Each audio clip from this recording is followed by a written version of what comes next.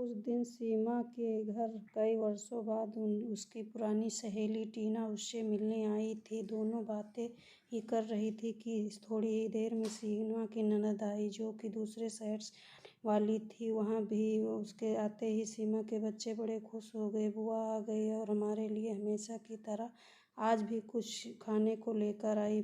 फिर भी जब तक उनकी बुआ ने बच्चों को उनकी इच्छित वांछित वस्तुएं नहीं दी, तब तक वह वहीं बुआ के घेरे खड़े रहे। टीना देख रही थी सीमा और उससे पूछा कि क्या देख रही हो? मेरी ननद बच्चों को बहुत प्रिय हैं। जब भी आती हैं बच्चों के लिए विशेष तौर पर लेकर आती हैं।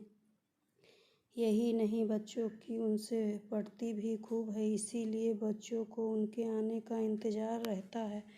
अब तो जितने दिन वो यहाँ रहेंगी उतने दिन रोज़ हम मिलकर सारे काम जल्दी निपटाएंगे और फिर दिन भर मज़ा मस्ती, खेल और गप्पों का दौर शुरू हो जाएगा।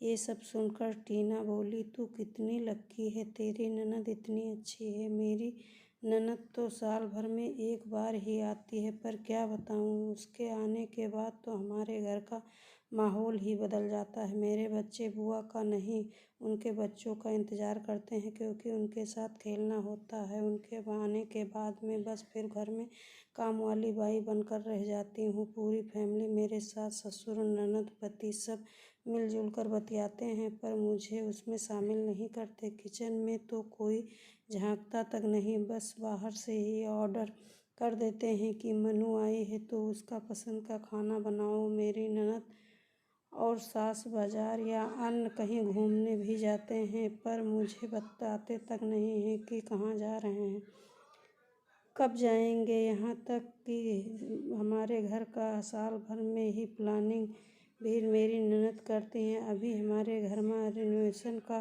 कार्य शुरू होने वाला है, ऐसा मेरे कानों में सुनाई दिया है।